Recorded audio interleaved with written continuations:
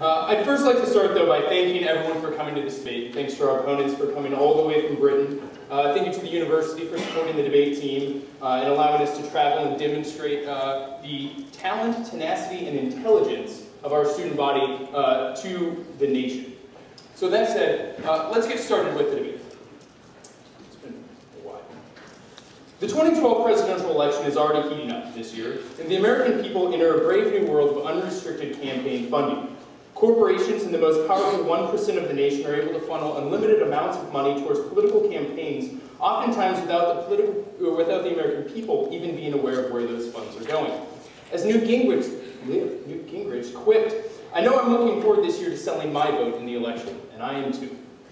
Historically, American elections have always been influenced by money, and yet have had regulations on corporate funding. Unfortunately, a 2010 decision the United States Supreme Court called Citizens United versus the Federal Election Commission opened the floodgates to what would become an absolutely unlimited support or unlimited corporate influence of elections. This is, of course, the same Supreme Court that has overseen the drastic deregulation of corporations as a whole, so maybe it doesn't come as a surprise. Alyssa and I will present several arguments tonight supporting the importance of capping campaign spending and returning to levels set forth by the Bipartisan Campaign Reform Act, more commonly known as the McCain-Feingold Act. I want to talk to you today about 5 of them. First, democracy. The integrity of our elections is essential to the functioning of a democratic society. Second is greed. Unlimited spending by those with the most means will unduly change the election's outcome, giving those with the most money the most speech. Third is cronyism.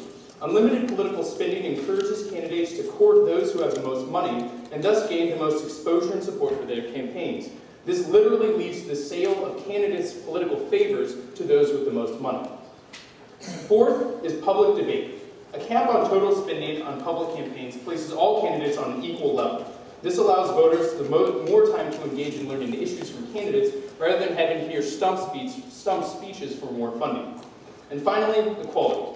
The McCain-Feingold Act was a fair and good model for creating limits while still allowing campaigns to create and generate revenue to continue the campaign globally. First, political spending in elections is a crucial question to those interested in a well-functioning democratic society that we want to live in. Of course, this is not the society we live in today, but the society that we want. Elections are the lifeblood of democracy, and they are the way we, the people, affect change and express our beliefs. This necessitates electing leaders that support our views and support our understandings of the way society should work. It is not an overstatement to say that fair elections are the very fabric of a democratic society, and without them, democracy would crumble. Now, this is not a Republican or Democrat issue, nor one of any particular political ideology, but rather it is an issue of creating an election process that we can trust, an election process that is fair, not influenced by special interest in big business. After all, American society is based on the belief that we are all equal and that our voices must be given an equal playing field. Now, you may say to me, Brett, this is a utopian. There's no way that this will possibly work. Some people just rise to the top. Other people are lazy. Those people who rise to the top by virtue of their hard work should get to spend the most money. That's an interesting proposition. And an incredibly undemocratic one, I think. For several reasons. First, while some individuals do rise to the top by virtue of their hard work and success, more of the top 1% of society is born into a system of wealth which they inherit that amount of money.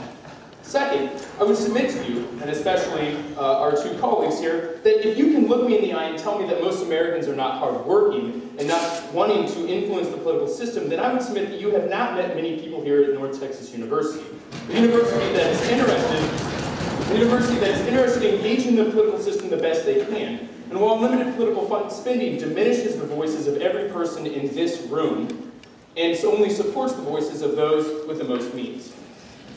Second, unlimited election spending by the wealthiest creates an imbalance, which I'm sure the opposing team will get up today and tell you is about the importance of speech for all, which means the ability to spend as much as you want, wherever you want, to affect whatever change you need. But as they tell you this, remember the word all. Because the elimination of political campaign caps would create the ability for a small number of individuals who has significantly more speech than the rest of us. It doesn't sound like all to me. Third, unlimited political contributions encourages or even precariously places candidates in the position of doing favors for their wealthy supporters. These political favors feed a growing system of crony capitalism where business becomes the engine for a democratic election, and the will of the people is eclipsed by the will of the dollar. Literally, the foundation of our nation has shifted from government for the people, by the people, becoming government for big, or government by big business for... Ooh. Where am I going here? Swim. As we become a nation for big business at the expense of the people. See, it was really eloquent when I said it in my head. I promise. Anyone, instead of limiting any certain amount that would be spent on political campaigns, it is important to realize that this money also is not seen. We don't know where it is coming from. Maybe you all have heard of a PAC that I've been thinking about donating to called the Colbert Super PAC. Anybody? Yeah? Fantastic. This has demonstrated the ability for corporations to hide their campaign fundings. Corporations simply create shell corporations, then funnel money through those shell corporations into the political action committee, which supports the candidate.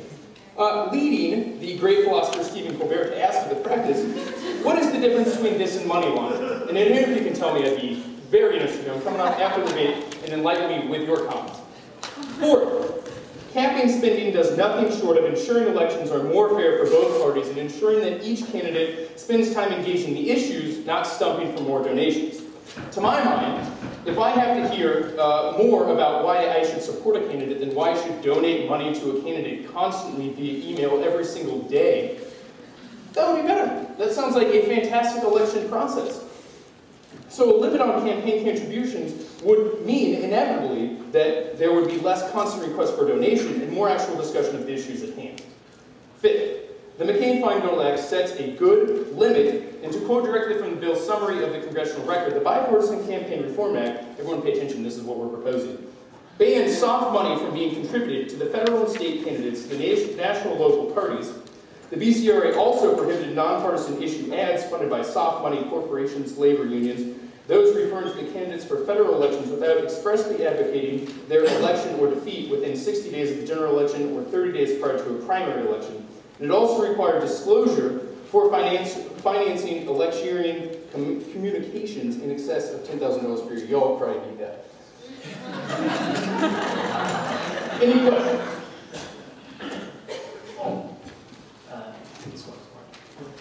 So, save the clarification for later. Just to start with some of the things that you've said. You firstly said that an election process needs to be something that we can trust is fair. Can you tell us how a cap on political spending creates fairness in an election? It's precisely the cap. Well, everyone would be the same, which is fair. Well, how would it not be fair? I would propose that to you. We'll be happy to answer that. The question I'd like to ask next is, who do you think has the most influence? Who's the most influential actor in a political election? Do you think? The people. The people. Ideally, right now, I would say probably corporations and big business. Especially considering that $6 billion a year, that's 6 with a B billion dollars a year, goes to lobbying and electing presidents. Okay, that's fantastic. That seems like a large number. So you said that actually most of corporate's influence comes from lobbying, which happens after elections. Yeah, we're trying to make that happen. Oh, okay. Well, obviously you don't ban lobbying with the policy, you ban spending in elections. So that's two different things. But on another, we don't do so much in one debate. On another note, you mentioned that certain groups of individuals have more speech than others in America at the moment. Yeah. What do you think the implications of your policy are for, groups like, I don't know, the National Rifle Association or pro-life organizations who'd like to run political campaigns that cost money? They can run those on an equal playing field with every other political action committee. I think that would mean that all of these political action committees get a voice. Right? It's not an ideal system, but it's certainly more ideal than the world we have now. We get that. So the next thing I'd like to ask you, what effect do you think this policy has for the amount of people who hear a politician's message? As brief as you can. Well, I think actually it would help them hear the message. That was one of the, that was like point 3 of my speech. Do you need a copy of it? The point was that the message would be, in fact, heard, while not the stumps for funding would be heard. Okay, just to clarify, do you think more Americans will hear, for example, President Obama's message in the 2012 election if you... No, I won't. Not the 2012 election because we haven't limited campaign. Right. But, you know. So if you introduce your policy, more people will hear politicians' messages. That's what you think, yeah? Yeah. Okay, next question I want to ask you is, what news channels do you watch? What news shows do I watch? I don't know. You don't watch news? I don't have the game. It shows. But I do read CNN. So you read CNN. Do you think there are any prejudices in American news outlets? Oh, yeah, certainly. To particular political ideologies? Probably, yeah. Okay. You probably need to be a critically minded person. That's sort of what we teach in communication. You all will be students here soon, so you'll know. So, I look forward to it.